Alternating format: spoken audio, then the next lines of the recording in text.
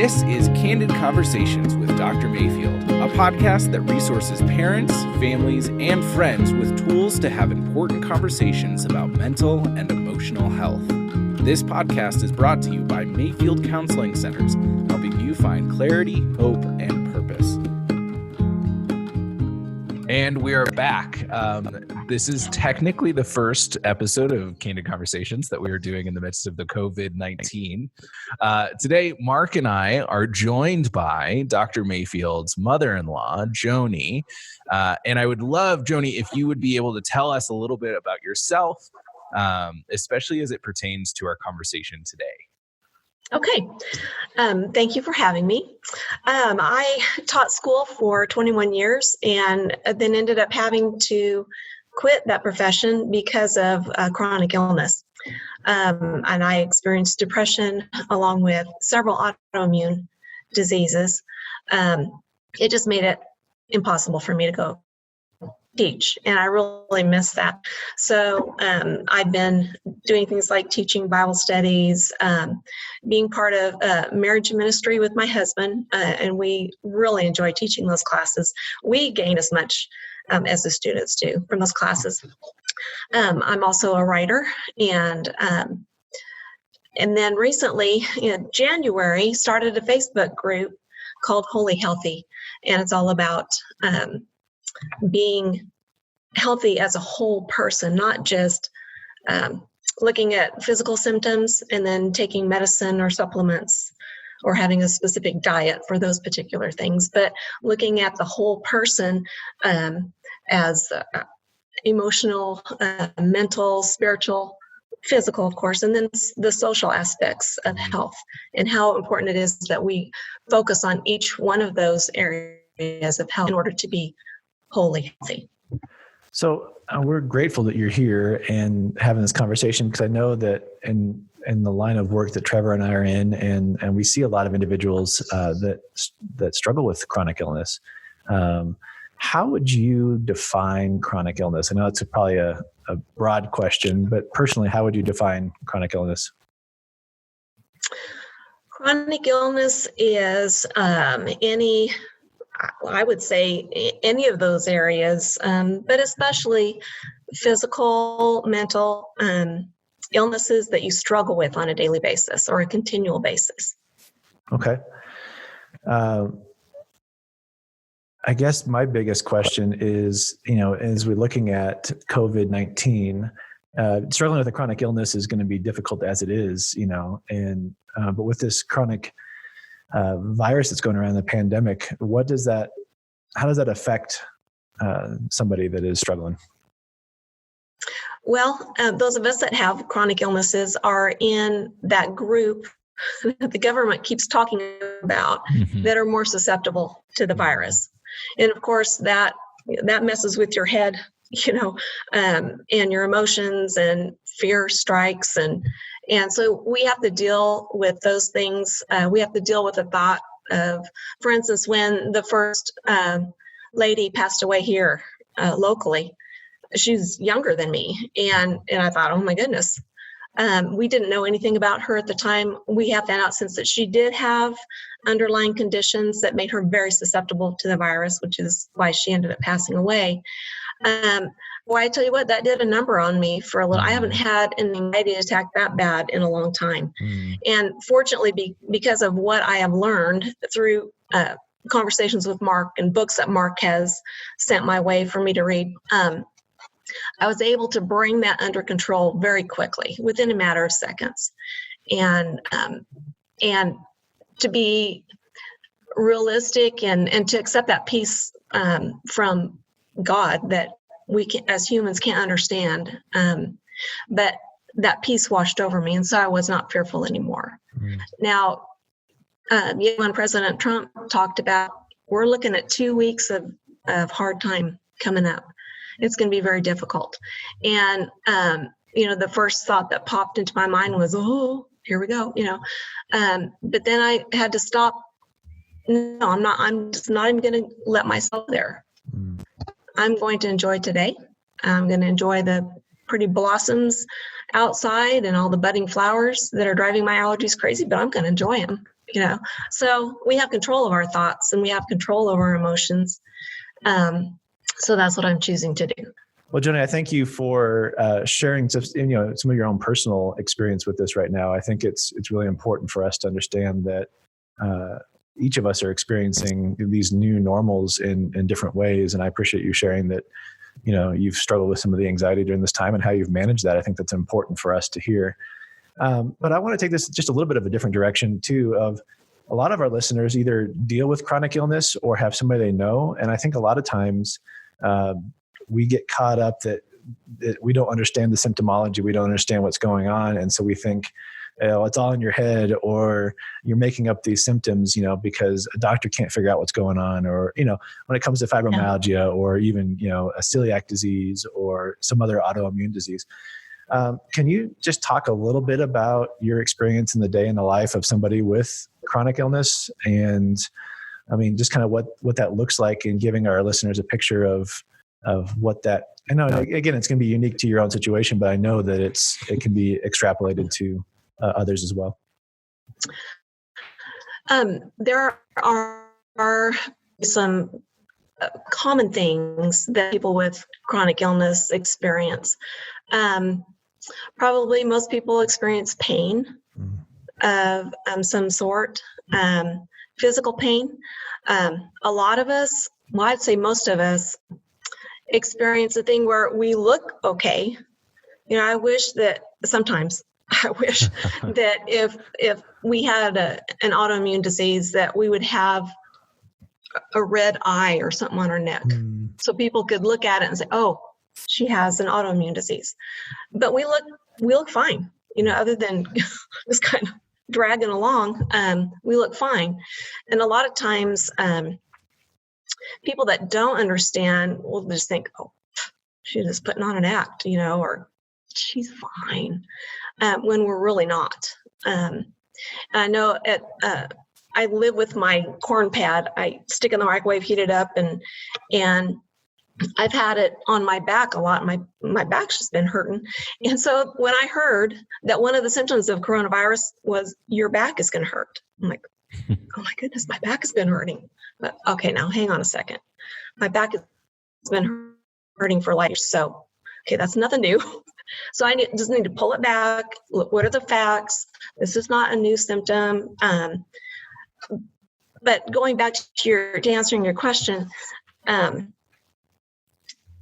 best way I've heard this explained, especially for people with fibromyalgia and lupus, anybody that deals with fatigue, so that could be also depressed people. Mm-hmm. Depression can be painful, by the way. It can actually in your body and can cause fatigue, because I've also had that. So it's like this. You get in the morning, you wake up and you get a cup full of spoons, and that is the amount of energy that you get for the day. It takes one spoon to get undressed. It takes another spoon to take a shower. It takes another spoon to get dressed. And so by the time you've just done those things, you're already out 3 spoons, and maybe you've only got 7 for the day. Mm. So then you have to evaluate, okay, I have these things left I have to do today. I'm going to have to cut out 2 or 3 of them. What do I do? And how do I explain to people I just don't have the energy for that? Mm-hmm. Just explaining that to the people that you're around is very eye-opening for them. And so now, like yesterday, when Steve got home, I'd fixed dinner, and I looked at him, I said, I'm done. I am done today. And he's like, okay, so what can I do to help you? But he's had to learn that I had to be fed to remind him, I'm out of spoons for the day. I'm so sorry. I would prefer it wasn't that way, but that's what it is. So he has really been very helpful. And so if you're a spouse or a coworker, somebody that has autoimmune issues, just ask them, what can I do to help you today? And if they say, oh, nothing. No, really, what can I help you do today? Is there something I can take off your plate to help you? Please, I really do. I would like to help. and then do it. So Joni, I can So, imagine it's a strange experience to have something that is constantly on your mind, constantly thought about and noticed by you, and Yeah. rarely, if ever, noticed and seen or experienced by others. Yes. How do you Although- navigate that? Yeah, go ahead. Although I think it's 40%, it's either 40 or 50% of American adults experience pain daily. So those numbers are going up, but still, I mean, that's half of us, right? So go ahead and yeah, I was just wondering, how do you navigate something that is such a significant personal experience that no one else seems to notice? Like if I was missing a leg, I would get looks and people would engage me differently. And in a lot of ways, individuals with chronic illness are experiencing as much of a deficit to their ability to function as missing a limb, but they don't receive that same natural accommodation by people because it's not seen. Right. You have to learn it to yourself, really, and give yourself lots of grace. I know for quite a few years, I felt really bad about myself. I felt like I was a lump on a log because I would go for months at a time and I'd be able to get out of bed and get dressed.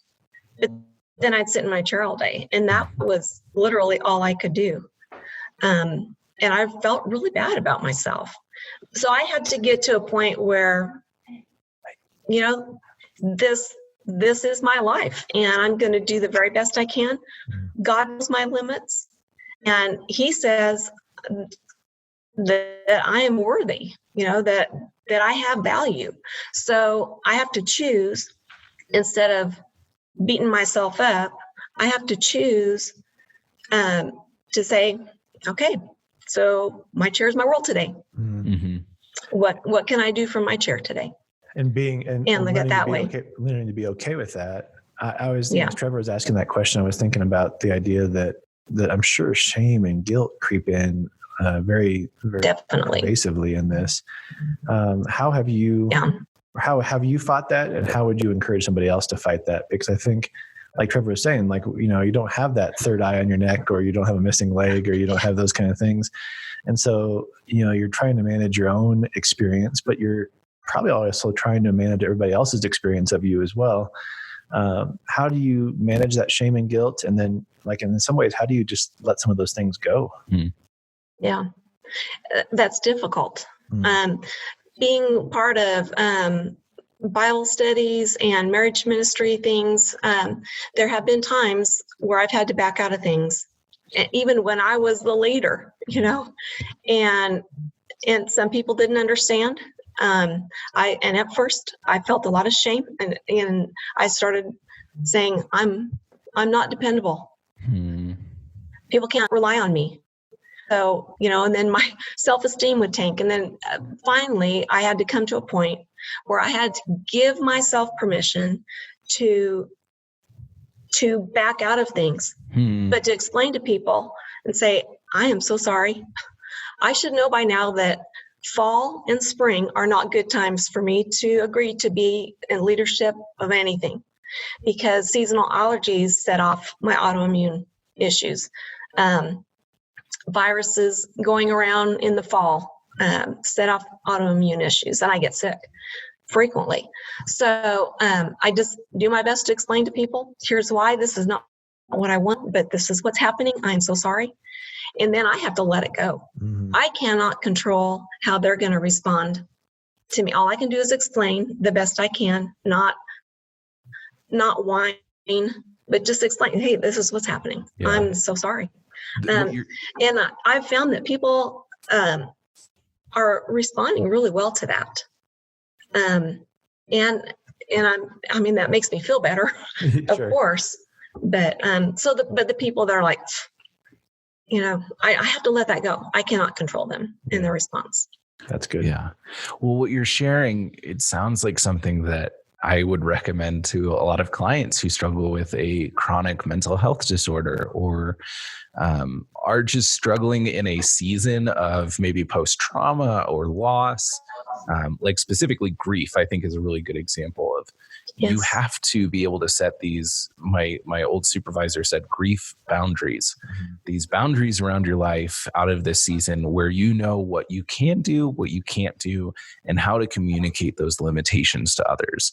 And so I think what you're sharing, it makes sense, not just in the chronic illness perspective, but in a lot of ways where I think if we do a good job of reflecting on our current experience, on what we're experiencing and what we're going through, we will be able to discover our limitations, what we're able to do, what we're not able to do. And we can live in such a more healthy way when we're able to communicate to other people, this is my boundary. I can't do the 14-hour days with you over the weekend.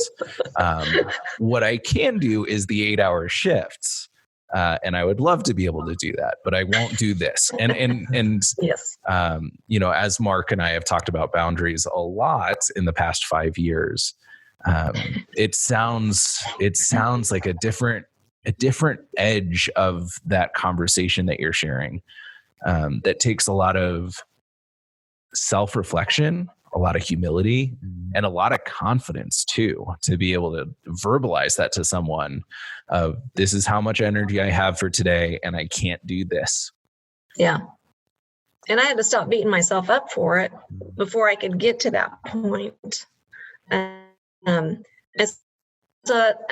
that's why I appreciate Mark, passing me books to read and, check out this website, these people. And it's been very helpful because it's through that information and educating myself that I've been able to come to that point where I can do that.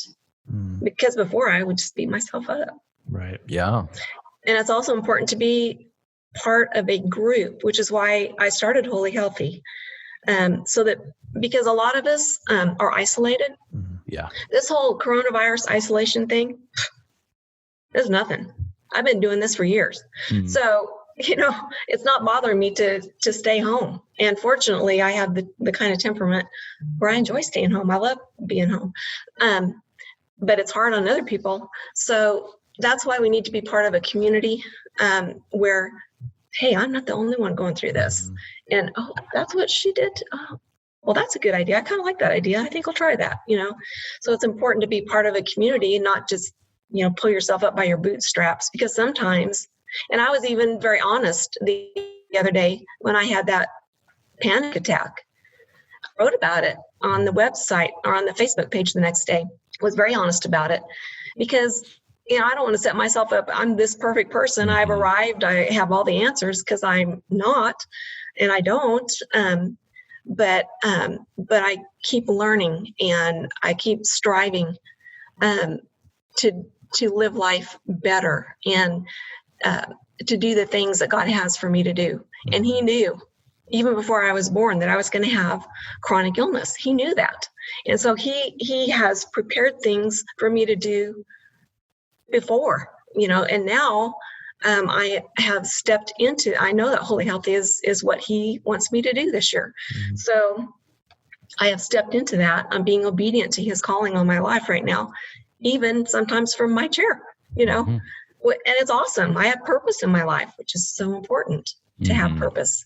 Yeah, that's powerful, because I think loneliness has the potential to creep in when we don't have purpose. We don't know who we are, identity wise. And I think one of the things that I've heard you say, and then, obviously Sarah struggles with chronic illness as well. And so seeing the importance of hope in the midst of this, and so I'd love for you to speak to, as we start to wrap up a little bit, but, is what are 3 or 4 things that you would advise individuals who are in the midst of a chronic illness, whether it be, mental, emotional, physical, I think management is a good thing. And I think you've talked about that a little bit of, I can manage this on a day-to-day basis. I know what my limits are, how many spoons I have and, what to say no to and the boundaries and that kind of stuff.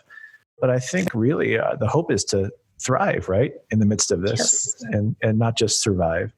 So what are some advices or some tips that you would give our listeners on maybe if they're personally struggling with chronic illness, on how to thrive? And then if you have any advice for people that are, supporting individuals with chronic illness, how would you help them thrive? I will start with the individuals that are helping first, so I don't forget. Do your best to explain to the people around you what's going on, how you're feeling, what your desire is, that you desire to be healthy. You desire to be able to do whatever you want to do, but that's not your reality.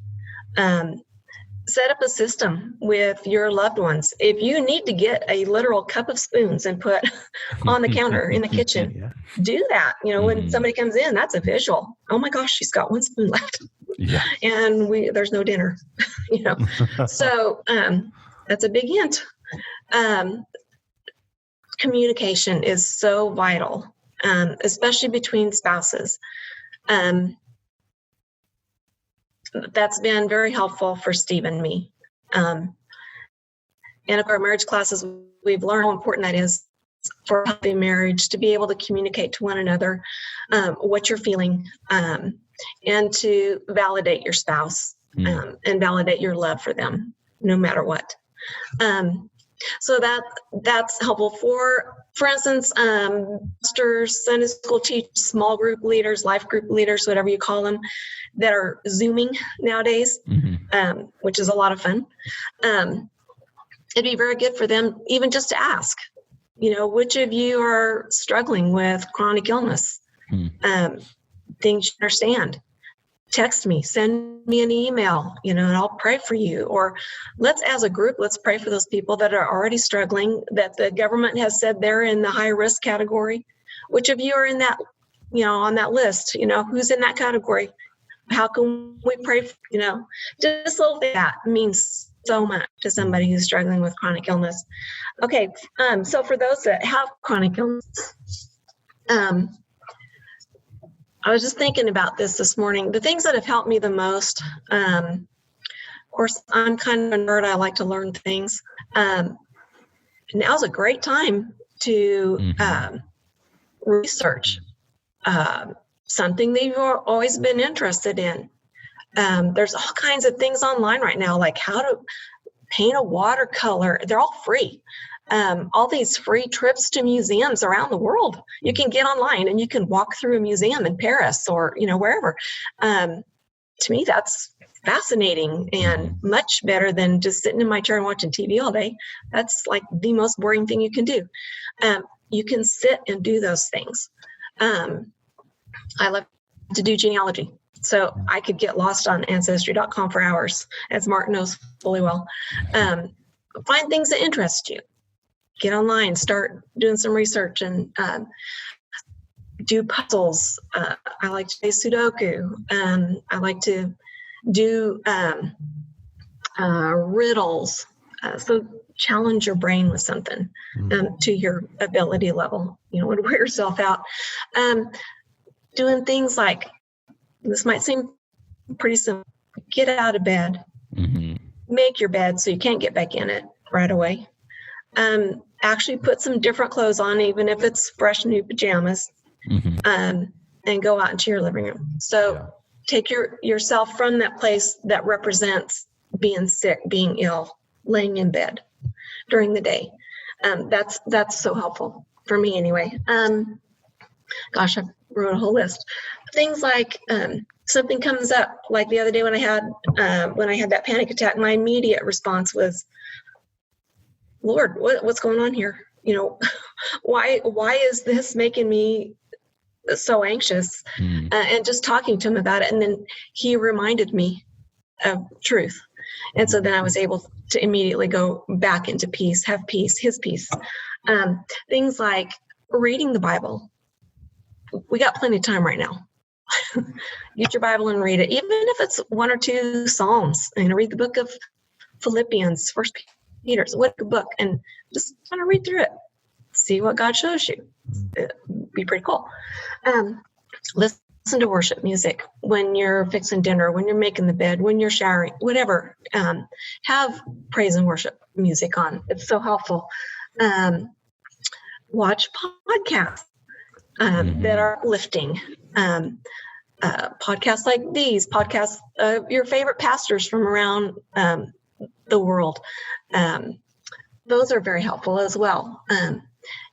Intentionally finding your joy and your peace in your relationship with God and with other Christians is so helpful. Physically, stick to a sleep schedule. So if you went to bed at 9 o'clock before the coronavirus hit, go to bed at 9 o'clock. I'm telling my husband and me, we're at 7:30 going, is it too early? We're old. But if you go to bed at 9 o'clock, go to bed at 9 o'clock and get up at your normal time. That is so helpful for your body physically to stay healthy. Make sure you are hydrated, drink plenty of water, get sunlight.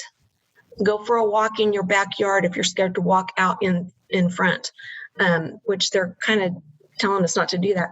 Make sure that you're feeding your body nutritious food with the minerals and vitamins that you need for good health and to fight the virus. And just socially check on your neighbors and your friends. Send them a text. How are you doing? No, really, how are you doing? Zoom is great. We're planning on Zooming later, having a family Zoom since we haven't seen each other since Christmas. Do sidewalk chalk art. Put bears in your windows so families can drive around in their cars safely and go on bear hunts. Put Easter decor in your windows, your front door, whatever. It's just uplifting. It's fun. It's fun to do. It's a huge distraction from worrying. And then plus people that walk by or drive by or neighbors, they love it. And it's very uplifting. So those are just a few tips that people with chronic illness can do. And I did a stained glass window I've got a big dining room window. So in the middle, I put a glass window with a cross in the middle of it and then all these colors. And I wanted to do it real fancy and have words and everything. And about halfway through, I realized I was running out of spoons. So I did it very simply. And the kids across the street, they didn't care. They loved that was there and that I did that for them to enjoy the upcoming Easter season. So it was great. And that was just something that I could do, even though I had very low energy that day. Well, I mean, Joni, I thank you for your honesty and talking about this topic. I know we could probably talk forever on this, just to helping people. I'm wondering if you can do two things for us. One, could you tell us the links? What is the address to your Facebook and also your Instagram? What if people are going to search for this group on Instagram and Facebook? How would they search for it? Instagram is Holy Healthy 2020, and it's WHOLLY Healthy 2020. Okay. And then the Facebook page is Holy Healthy. Okay. And then it is a closed group, so just send me a request, a friend request, and I will make sure you are invited to participate. Awesome. It is for women. Could you also send us to your list? I think that'd be great to link, kind of your list of things to do. We can put that on our Facebook and our YouTube, just for people to understand kind of things they can do, kind of a checklist. That would be fantastic. But thank you for taking the time to hang out with us today. It's fun to do this, and just hope that you can continue to bless other people through this project. Well, thank you for having me. This has been fun. I've enjoyed it.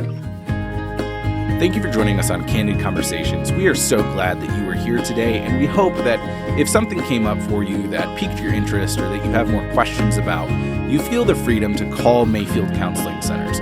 We're not just here for people in Colorado Springs. We want to help everybody we can. So if you have any questions, email us at candid@mayfieldcounseling.com, or you can check out our website, YouTube channel, or Facebook page, where we post resources on a pretty consistent basis.